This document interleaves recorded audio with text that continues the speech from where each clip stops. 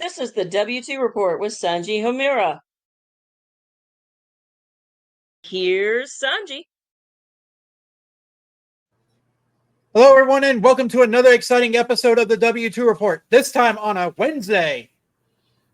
Today, we are going to talk about Amazon and their need to overtake Steam. But before we do that, let's go over the ground rules of Lord Crocodile as always. Rule number 1, be not the dick. Rule number 2, if you have questions, please refer to rule number 1. Please do not, and under any circumstances, go after the people we're talking about today. They will think you're an asshole, and probably six some mean, nasty men that the government pays to get you to not do that anymore. And also, we will disavow any knowledge of you going after these people as well. But before we go into the main meat of the article, let us bring on Mr. Lindgren. I have to admit, I have been rooting for Amazon because I'm an asshole. You can do it, Jeff Bezos. You can beat Steve. You do. Actually, the only thing Jeff Bezos had to do to beat Steve was outlive him. Yes. So before we go into discussion mode, let us bring on the facts. We have Mr. Ethan E. Evans, retired Amazon vice president. So he's in a position to know things. Yes. And he says that he says, quote, as the vice president of Prime Gaming at Amazon, we failed multiple times to disrupt the game platform Steam. They were at least 250 times bigger, and we tried they tried everything. But ultimately, Goliath lost. Here's why. Oddly enough, Goliath didn't lose to David. Goliath lost to Nimrod, the mighty hunter. Yeah, I know, right? I can tell you why they lost. Why they lost? Yeah. Okay, more than 250 times bigger. Well, okay, fine, be that way. You bought Twitch in an effort to do this. But you failed to take into account that you're joining the battle that everyone else that Steam won 15 years earlier. They're over there. Gabe Newell already has the victory cup in his office, and he just kind of buffs out the platinum, you know. Amazon had 250 times the bloat. How could they not keep up with Steam? The problem here, 250 times the bloat. That's Amazon. Steam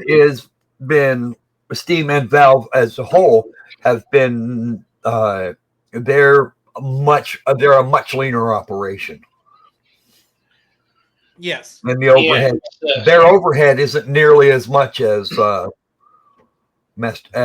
Amazon's. Yeah, and it's like I can already tell you why Amazon failed against Steam. Steam was started by a games company. Amazon Games was started by a book salesman. Or actually his worm-tongued friend. Oh. But no, they were way late. They were way late to the party. Yeah.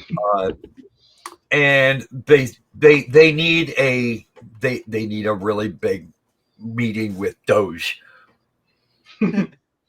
Yeah. The 15-year long attempt to challenge Steam was started before he was vice president of Prime Gaming, but we never cracked the code, not under my leadership or anyone else's.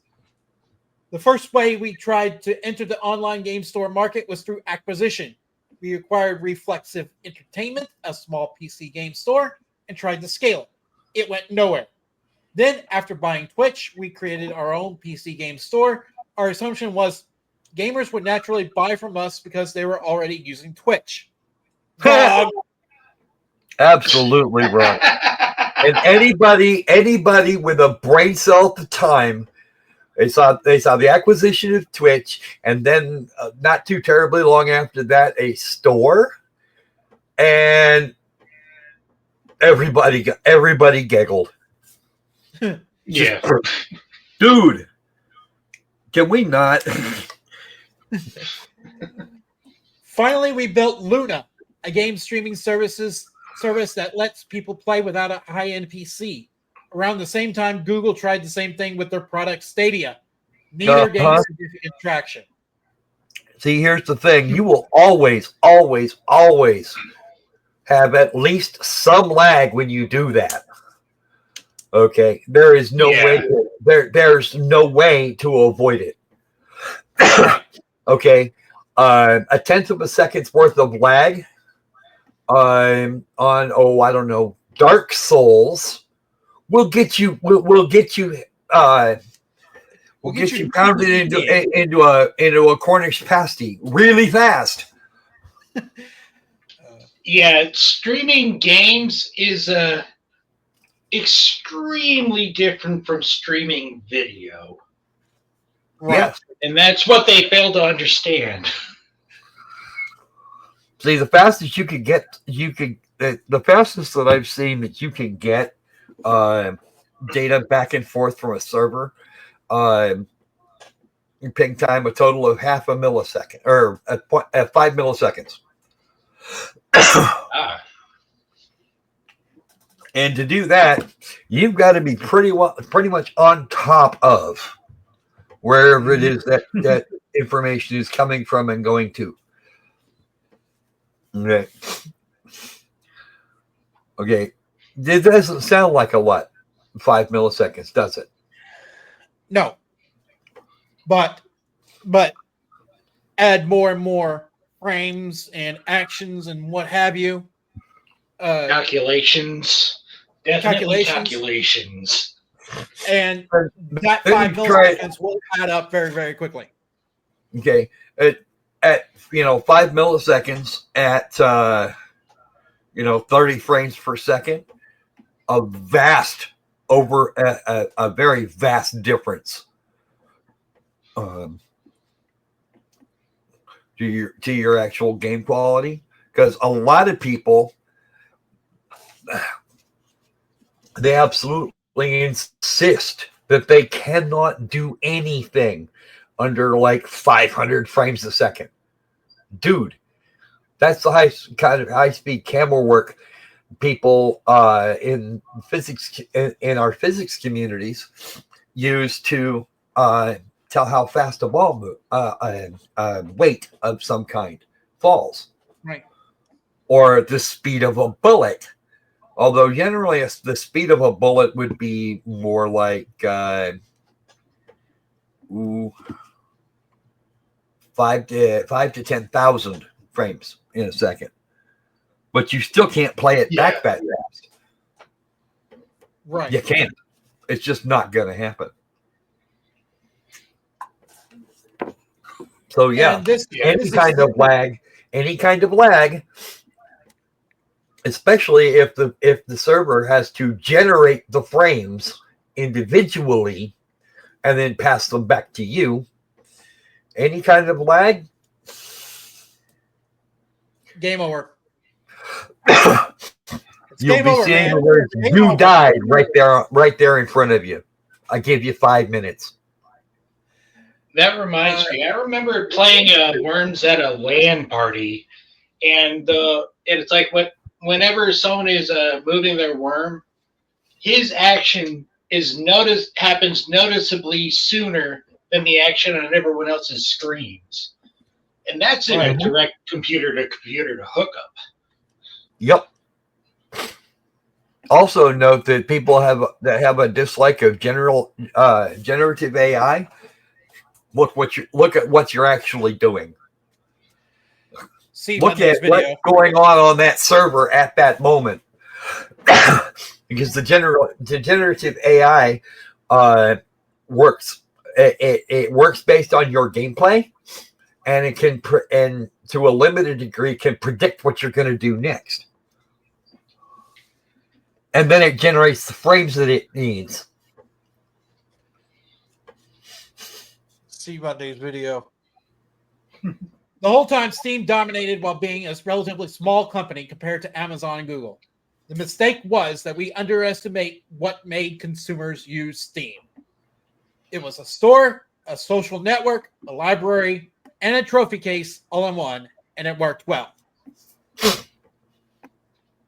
At Amazon, we assumed the size and visibility would be enough to attract customers, but we underestimated the power of existing user habits.